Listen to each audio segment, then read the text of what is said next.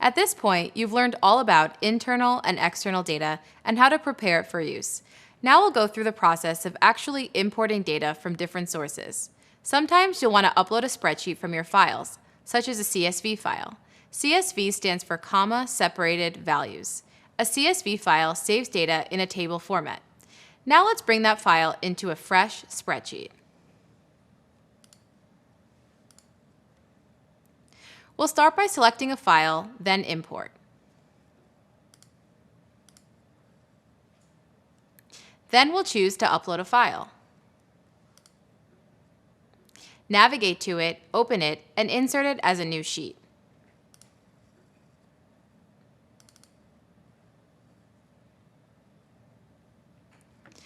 CSV files use plain text and they're delineated by characters, so each column or field is clearly distinct from another when importing.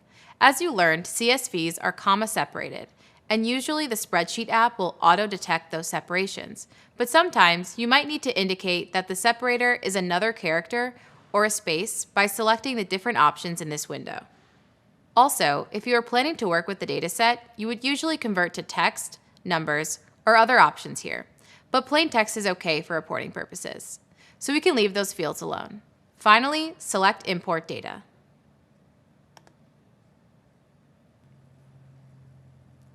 Now our CSV file is ready to work with in our spreadsheet. I spend most of my time at work analyzing spreadsheets full of healthcare information. I typically start by looking at a larger dataset, then I pull a subset of it into a spreadsheet so I can work with it.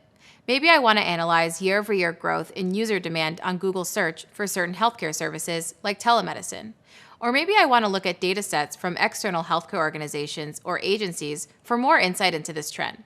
For example, with telemedicine, maybe I'll look at a spreadsheet that lists telemedicine providers.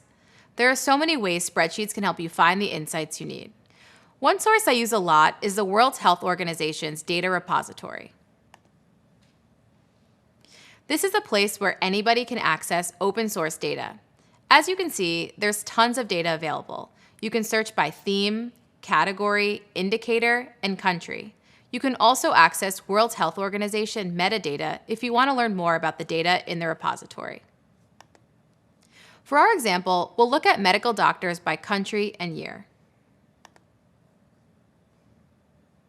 This information would be useful for a data analysis project looking into how many doctors are available to treat patients within a certain population, compared to other populations. To get this data, we'll start on this webpage, which contains the dataset we want. Then we'll download the data as a CSV file.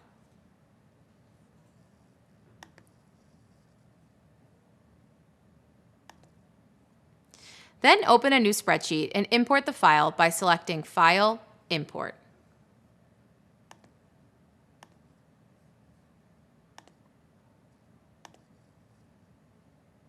Next, upload your file and select Import Data.